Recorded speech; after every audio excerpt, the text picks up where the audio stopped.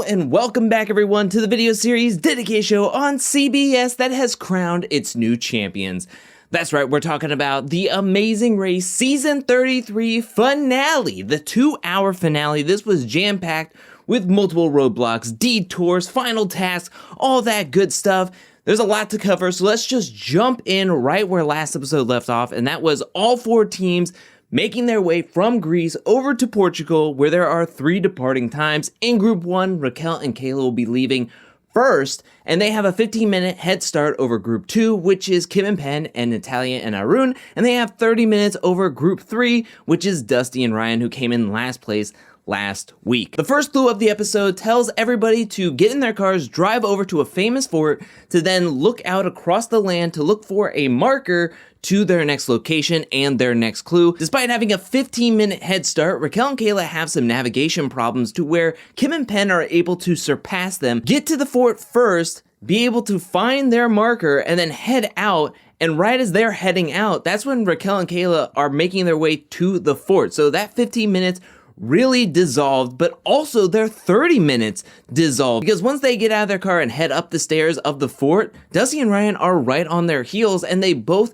spot the marker at the same exact time, they leave at the same exact time, and as they're heading out to the harbor, that's when Natalia and Arun are pulling up the rear. Kim and Pen make it to the harbor first, where they open up their clue and find the first of 2 roadblocks for this leg of the race. What this roadblock entails is that one member from the team has to go down, look at all the names on the rowboats, pick somebody that is a Portuguese explorer, then they have to row that boat over to a fisherman on the other side of the marina. If they got it wrong, they have to row all the way back to the docking station and then find another rowboat. Hopefully that is a Portuguese explorer, and then row that boat over to the fisherman. Kim is doing this first roadblock, and she just gets in a boat, looks at the name, goes, hopefully this is an explorer, and then rows it over to the fisherman. She got very lucky on that. She got the thumbs up, was handed the clue, and Kim and Pen were off. Raquel was looking at all the names, found a name that she somewhat is familiar with past history classes, and she rows her boat over to the fisherman, which she gets a thumbs up, gets the next clue, and is heading out right behind Kim and Pen. They get it on their first attempts. Now Natalia and Arun and Dusty and Ryan have a couple of mistakes here, where Arun is third. He picks a boat, but he is having so much trouble trying to row this boat. He's never rowed a boat. He is just trying to get it out of the docking station. He is having a difficult time. Ryan decides he's doing this roadblock, and I don't know if Ryan has experience with rowboats, but if he doesn't, he uses the athleticism, he has the upper body strength, so he just powers through this rowing. He gets it over to the fisherman. Come to find out, instead of picking an explorer, he picked a poet. So the fisherman tells him, you gotta row that boat back. By the time he rows his boat back, that's when Arun spies Vasco da Gama, who I'm like, that would be the #1 boat I would be looking for. Like, if I didn't know anybody's name, I'm looking for Vasco da Gama, because out of every explorer that I remember from my past history classes, like in elementary school and middle school, Vasco da Gama is like the first name that pops up. So to see his name be like one of the last names to be picked out of these boats was shocking to me. But Arun spies it. He's trying to dock his rowboat back, but he can't. And so Ryan, it's really crazy how this all plays out, because Ryan gets a boat, rows it all the way over there, rows it all the way back, finds Vasco da Gama, and then rows that boat out of there. Arun is in the general facility of this docking station, and he couldn't park his boat, get out, get Vasco da Gama, and then it was just like a real big mess for Arun. So Ryan gets Vasco da Gama over to the fisherman. He gets his next clue. They leave third. Arun finally gets his rowboat over to the fisherman. The fisherman says that, no, that is not an explorer. That is like somebody from the UN. So Arun then is trying to get into the rhythm of getting his boat back and then getting an explorer to the boat, which he finally gets an explorer boat to the fisherman. He gets his next clue, but they are clearly in very, very last place. Now we move on to the next mission, which Kim and Pen get there first. You have to pick a sardine can out of the basket outside a shop, and then you have to go to a specific door and then paint that design on the door. And once you do a good enough job and get a check, that's when you'll get your next clue, and you'll be heading off to the next roadblock of this leg of the race. To me, when looking at the basket, I felt like the blue and orange design was the easiest design. It's mostly just like straight lines, blotches of colors. I didn't think there was that many details to it. Like, that's what I would be looking at. I think a lot of the teams were looking at the sardine cans going like, what would be the easiest to paint on this door and what can we do kind of quickly?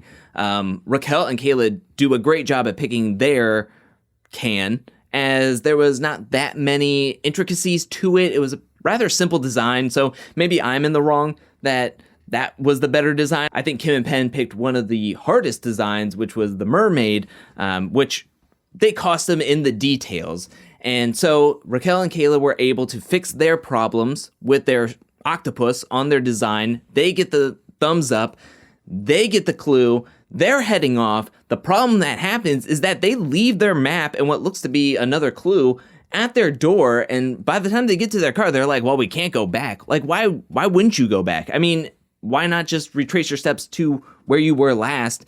But they decide that they're going to go without a map, and then halfway through, they're like, maybe we should get a map. So they have to stop. In the middle of this map fiasco with Raquel and Kayla, Kim and Penn get a check. They are given a thumbs up, they are given a clue, and they are heading off to the next roadblock. And they actually surpass Raquel and Kayla again, and they get to the final roadblock before them. Dusty and Ryan are painting their door. They know that they just need to get third place to make it into the finale, so they're kind of taking their time. Finally, Natalia and Arun show up. They pick what I think is the best design. They start painting.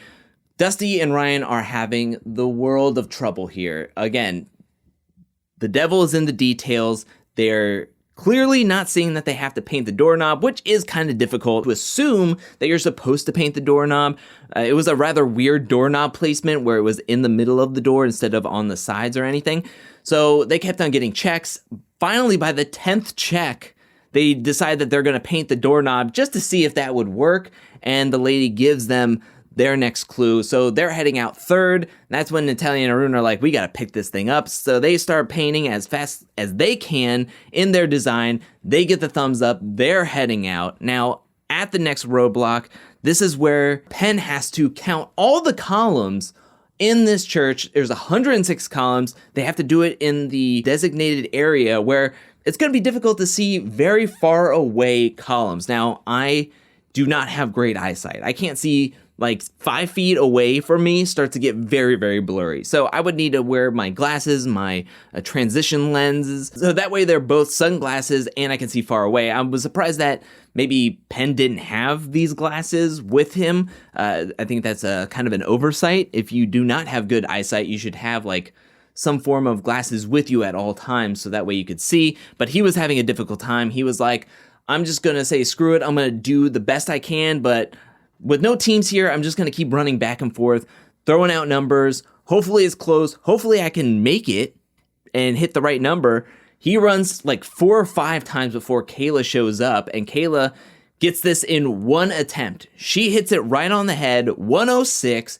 She gets the nod. The guy points to the lighthouse. That's when Kayla runs back, gets Raquel. They run to the lighthouse. They hit this pit stop first. Once Kayla got it, Penn was like, okay, I need to really focus up.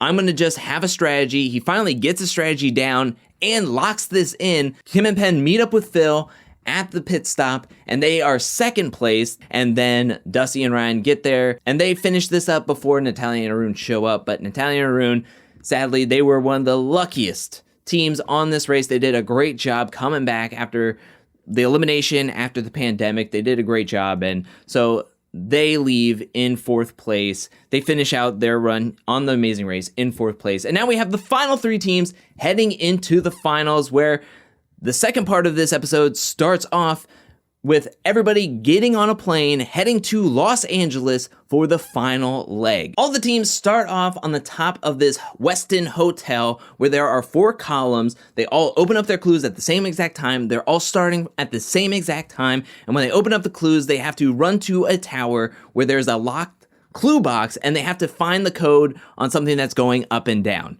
Now, Raquel and Kayla and Kim and Penn pretty much figure this out rather quickly. And so they are team 1 and team 2 heading off to the next part of this race, whereas Dusty and Ryan are overthinking this. They are taking way too long figuring out that padlock number is on an elevator. Heck, they get in an elevator at one point. They're going up and down. They took way too long to open up their clue box. Once they did, they pretty much locked themselves into third place. They never were able to come back in this leg.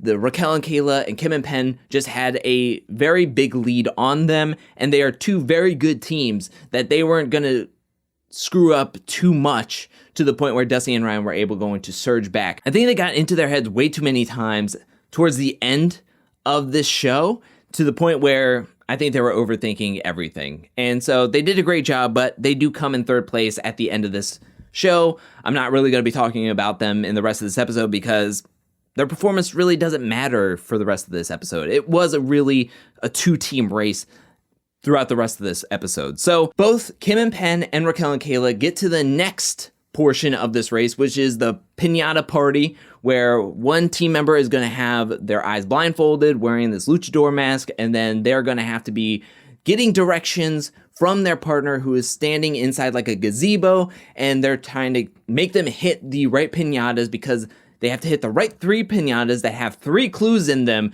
to figure out where they're going next. Raquel and Kayla were doing a fantastic job, a bit better than Kim and Penn.